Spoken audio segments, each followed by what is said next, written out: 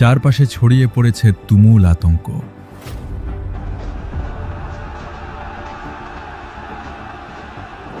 মানুষ তবুও নির্ভীক, অবিচল। ভিড় ভেঙে আচমকাই পুলিশের নির্মম বুলেট এসে স্তব্ধ করে গেল 14 বছর বয়সী এক কিশোরের জীবন। প্রথম তো গুলি করে মদন গোপালের সামনে। যে জীবন সবেমাত্র ডানা মেলতে শুরু করেছে। সদ্য শৈশব পেরুয়া যে নবকিশোরের চোখে নবী প্রেমের দীপ্তি, গৌরবর্ণের দেহ তার রক্তে সিক্ত হয়ে লুটিয়ে পড়ল রাজপথে। যখন আরমান গুলি খাইল তখন লুটায় পড়লো, তখন আইসা হারে আমি যেন পিচ ঢালা রাস্তায় শুয়ে আছে রক্তিম লাল গোলাপ। পেছনে ফেলে আসা পদচ্ছাপের মতো ঐতিহাসিক এই ঘটনার পেরুল 3 দশক। তুমি একটা পদক্ষেপ নাও, আজকে রাত্রের মধ্যে যদি সন্ধ্যার পরে যদি লাশ না দে, কিশোরগঞ্জের পরিস্থিতি যে কি হয় এটা বাইরে কিন্তু আমি নেব না। 30 জুন 1994 গণবিক্ষোভে ফেটে পড়ে বাংলাদেশ। সংখ্যাগুরু মুসলমানদের দেশে বসে নগ্নভাষী বিতর্কিত লেখিকা তসলিমা নাসরিনের রীতিমতো ধর্ম অবমাননা, মহানবী সাল্লাল্লাহু আলাইহি ওয়াসাল্লামকে নিয়ে কটূক্তি এবং পবিত্র কুরআন নিয়ে অবান্তর মন্তব্য এদেশের ধর্মপ্রাণ মুসলমানদের আগুনের মতো ফুঁসিয়ে তোলে। মুসলমানদের গণ ইজ্জতহানির এই গুরুতর বিষয়টির প্রতি তৎকালীন সরকারের তুচ্ছ দৃষ্টিভঙ্গিতে তীব্র থেকে তীব্রতর হয় সারা দেশের উত্তাপ।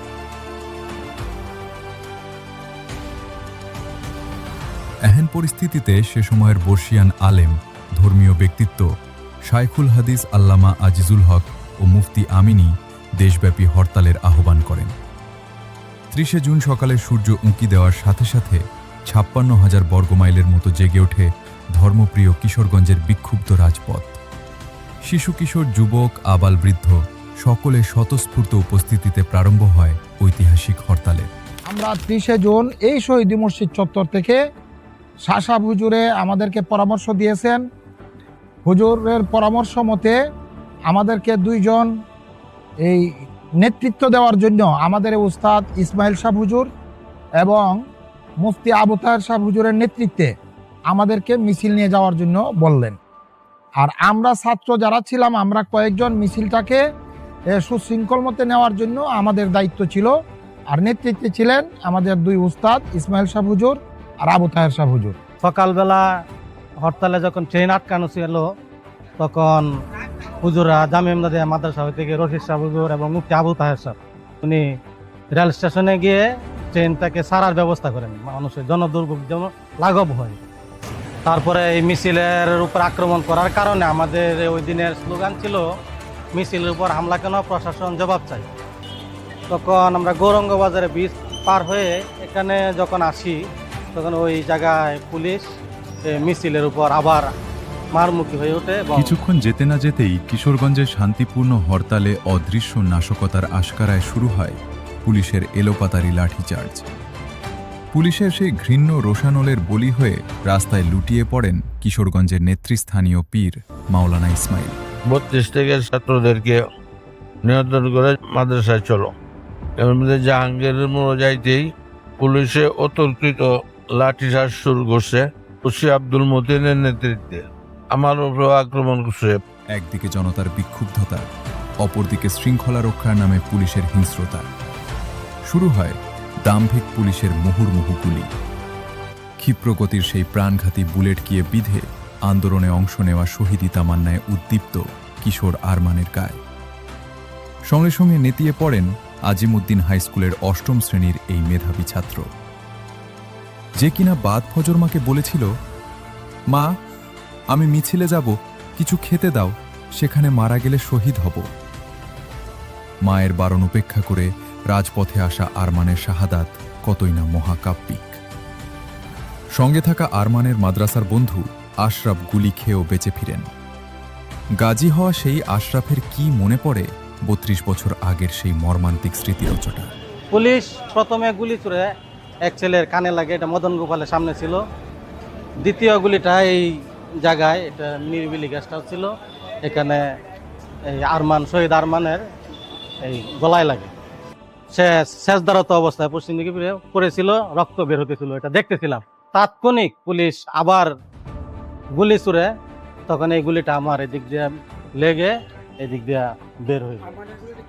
উত্তপ্ত পরিস্থিতি, আরমানের বেদনাবিধুর মৃত্যু যেন আগুনে ঘি ঢালার কাজ হয়। হৃদয়বান কিশোরগঞ্জের ধর্মপ্রাণ মানুষের শিরায় শিরায় প্রবাহিত হয় ভাই হারানোর প্রতিশোধের রক্তস্রোত।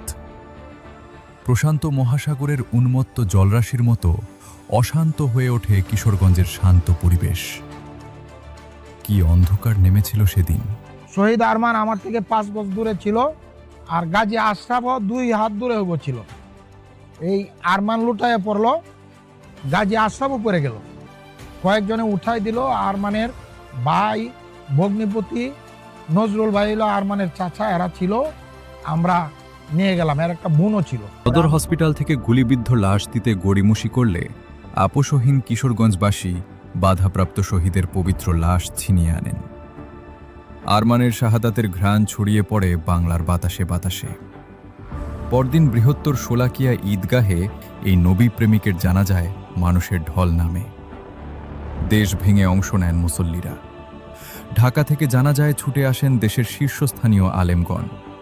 বজ্রকণ্ঠের মুফতি আমিনী, খতিব উবায়দুল হক, আতাউর রহমান খান ও মাওলানা মহিউদ্দিন খানের মতো উজ্জ্বল নক্ষত্ররা শহীদ আরমানের জানাজায় অংশ নেন।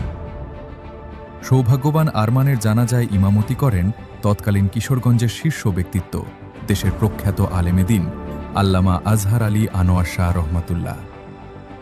নিয়ম অনুযায়ী শহীদের রক্তাক্ত লাশ গোসল ছাড়া দাফন করা হয়। শোলাকিয়ার বাগে জান্নাত কবরগাহে ঘুমিয়ে আছেন ইতিহাসের সোনালী চরিত্র শহীদ আরমান। সময়ের কিছু প্রশ্ন বিস্ময় অমীমাংসিতই থেকে যায়। শহীদ আরমানের হৃদয় বিদারক ঘটনার সময় তৎকালীন কিশোরগঞ্জের বিএনপি সরকারের মনোনীত এমপি ছিলেন মাওলানা আতাউর রহমান খান। কিশোরগঞ্জের ধর্মপ্রাণ মানুষের এই অনুকূল সময়ে আরমান কিভাবে শহীদ হন, আহত হন? প্রশাসনের এই দানবীয় আচরণ কি দায়িত্বশীলদের চোখে ছিল না? এমন বিস্ময়াবোধক প্রশ্ন ঘটনার প্রত্যক্ষদর্শীরা এখনও করেন।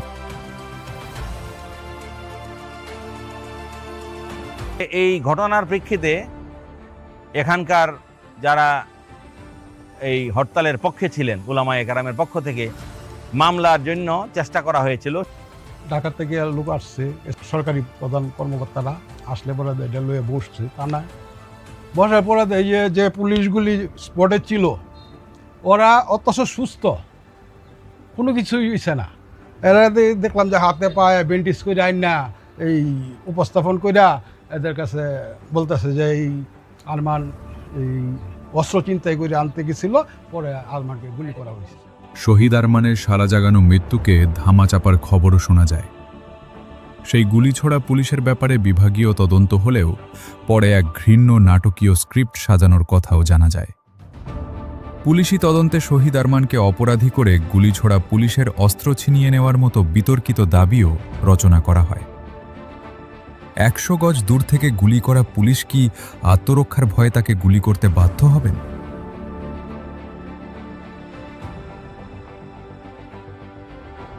ইতিহাসকে কি নিষ্ঠুরভাবে ধামাচাপা দেওয়া হয়? শহীদ আরমানের মৃত্যু যেন এর জীবন্ত সাক্ষী।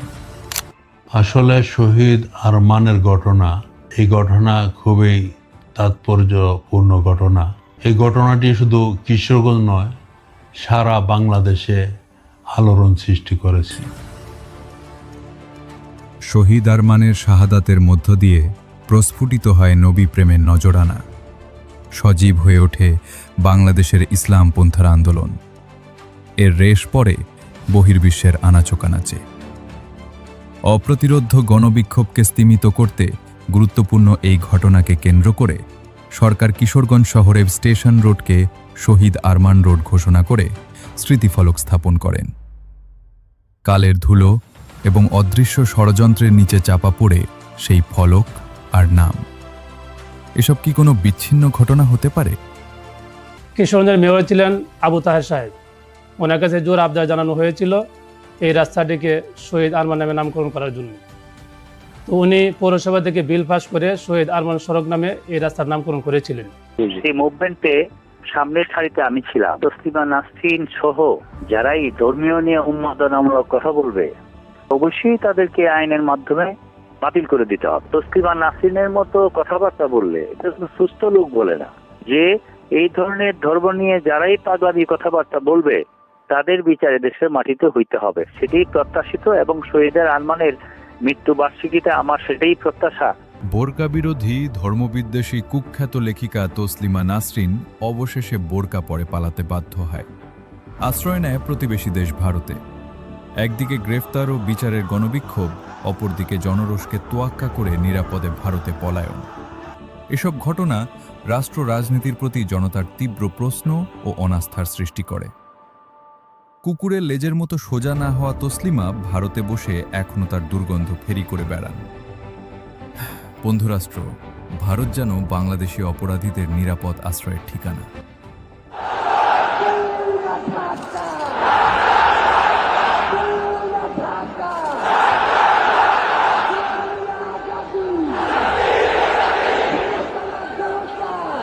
শহীদেরা কখনো মরে না, বিপ্লব হয়ে বারবার ফিরে আসে প্রজন্ম থেকে প্রজন্মান্তরে। শহীদ আরমান তাদেরই একজন। 1990 সনে জন্ম নেওয়া শহীদ আরমানের কোনো মৃত্যু নেই। শহীদদের কখনো মৃত বলতে নেই, তিনি অমর। তবে এই শহীদ আরমান যে ইসলামের জন্য, কোরআনের জন্য এবং একজন নাস্তিকতাবাদীর বিরুদ্ধে উনি দামাল ছেলের মতো যেভাবে গর্জে ওঠে তার জীবনকে আত্মোৎসর্গ করেছে, আমি আশা রাখব যে যখনই যে মুহূর্তেই ইসলামের বিরুদ্ধে কোনো বিষয়ে ইসলামের বিরুদ্ধে আঘাত আসবে সকলেই যেন এরকম শহীদ আরমানের মতো মাটি ঝাঁপিয়ে পড়ে ইসলামকে রক্ষার জন্য, কোরআনকে রক্ষার জন্য, নবীর ইজ্জতকে রক্ষার জন্য সবাই বলিষ্ঠ ভূমিকা পালন করবে, এটা আমার দৃঢ় বিশ্বাস।